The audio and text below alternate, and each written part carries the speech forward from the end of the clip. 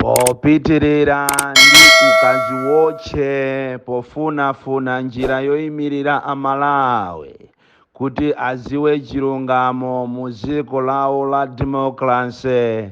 Ine ngati presidenti wa anthu osauka woyamba muno Malawi, mundilolenso kuti lero ndikalowe mkatikati mwa boma mopanda mantha ndikuwululamo zinsinsi zimene inu amalawi ambiri simukuziziwa. Ine ndine Bon Kalendo, the DC, presidenti wa anthu osauka woyamba kuno ku Malawi, komanso presidenti wa Malawi First, the people first, gulu limene lili ndi akaswiri a Malawi okonda dziko lawo. Uthenga wanga woyamba ndi chenjezo kwa iwe amene unakapangapo interview ku Blantyre City Assembly mezi 9 yapitayo. Interview ya accounts officer, commercial officer, komanso marketing officer. Kunena kuti mulandira matelefoni okuuzani kunena kuti mubwererenso ku interview imeneyi, komano ika ulendo uno ndi ya oro.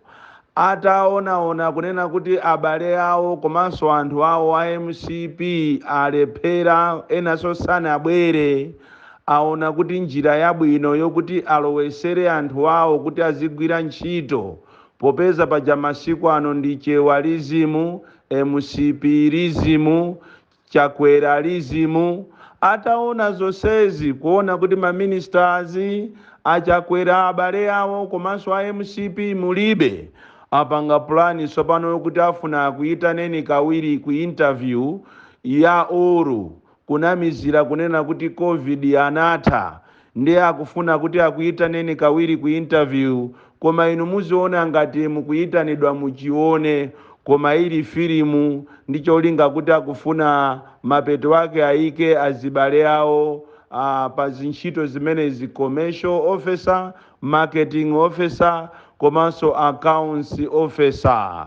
Izi ndi chenjezo kwa iwe amene unapangapo ma interview amene wa mezi 9, mungoganizira kuti mezi 9 munapanga ma interview amene wakumasana kuyitaneni, munakapanga interview ya written, ndipo zifukwa zake ananena kuti simupangaso ya oro chifukwa cha COVID, koma panopa akuyitanani ndipo muziwe kuti imeneyo ndi filimu, sikuti akunena zenizeni. Tikamanena kuti ziko ili ndi la mafia, timanena atu zenizeni. Tinalankhulapo mbuyo mu mawiki apitawo, makamaka wiki yatha, kunena kuti wiki ikubwerayi muona ndithu Kanda Bongoman ndi azinzache akupangisa ma press conference kuchita celebrate kuti sopano ma passport ayamba kupezeka, ndipo ambiri mwazionera nokha kunena kuti ma passport aja sopano amene chilungamo chake anakaprinta ku Serbia, koma iyo akunama kunena kuti ati ali ndi machini, ali ndi capacity. Amalawi musakhulupirire, ziko la Malawi lilibe capacity komanso lilibe printing machine ya ma passport. The good news is that ma passport odi abwera mtengo umene analengezawo, komano abwera amadate osiyana-siyana. Ndipo zulo anali ndi meeting ya kabisibisi Kanda Bongomaniwo, ngakhale kuti amafuna ati aziwaopseza immigration ena kuchifukwa chokuti anapeza ali panja.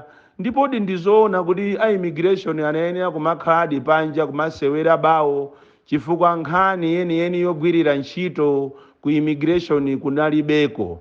Ngati angapeze chochita mwina ndi pamene apeza ma passport yawowa amene ayika madate osiyana-siyana.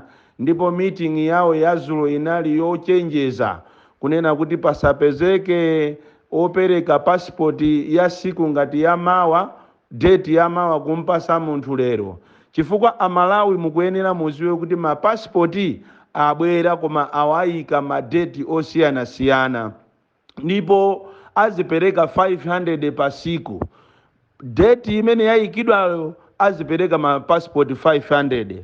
Musanyengedwe zija kanena kuti azipereka 15,000 kapena 30,000 pa siku.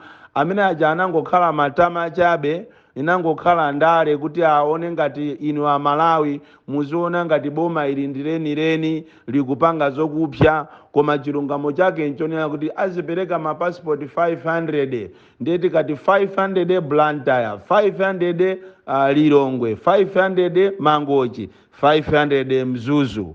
Ndipo imene inali meeting imene inachitika mwachinsinsi, imene atolankhani anathawisidwapo kuti asakhalepo, ndicho linga kuti aziwa chilungamo. Kodi tu atolankhani iniyo munati muziyenda makamaka muzikhala monga mmene amapangira atolankhani akale, ndikumayenda madera osiyana-siyana kuti muzitolera nkhani.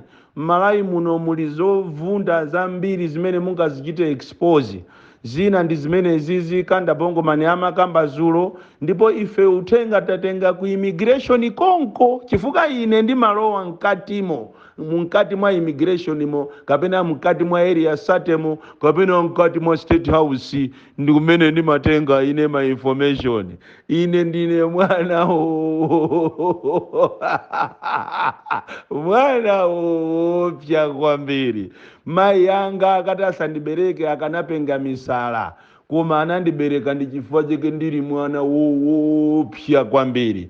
Choncho musanamizidwe a Malawi, mapasipoti yanu ngati ili ya date ya wiki ya mawa simungatenge, chifukwa akunamizira kuti akufuna aonese kapena abwerese picture yowauza Malawi kuti mapasipoti akupangidwa ku Malawi kokono, koma musanamizidwe ndi pa Serbia. Ili ndi mmene lili ziko la Chakwera, administration ya Chakwera, iyeyo ndi ma ministers yake, motero kuti za ukatangale sizizatha.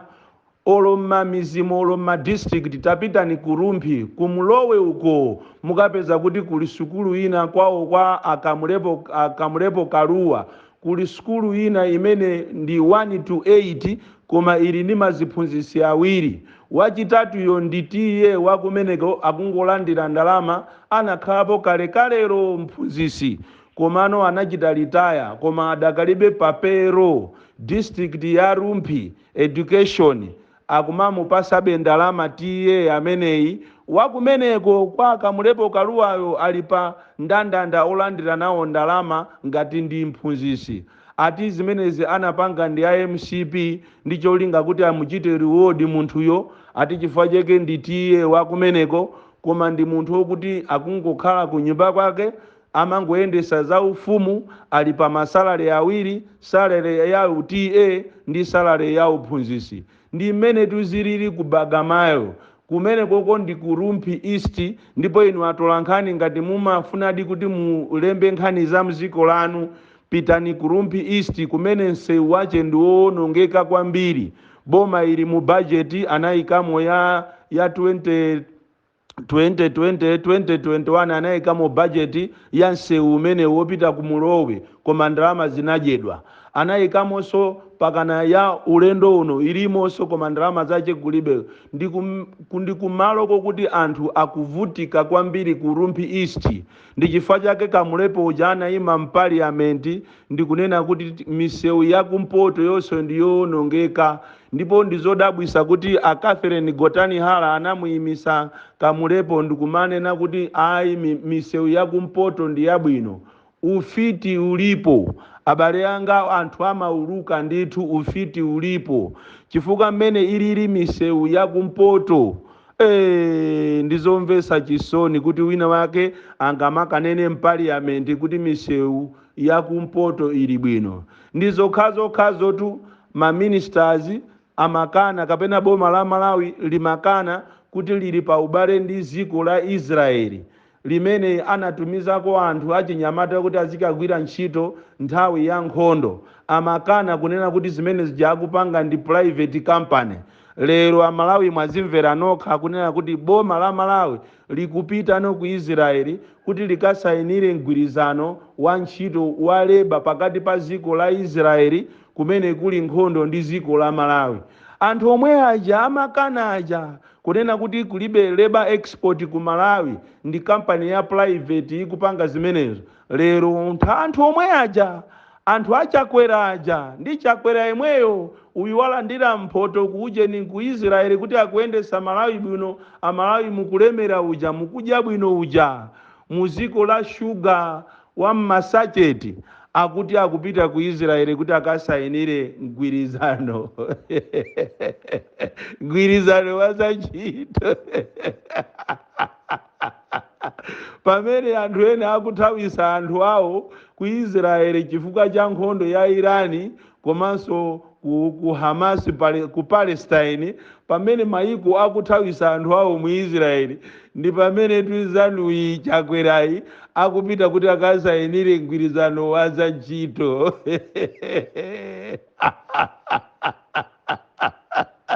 ku Malawi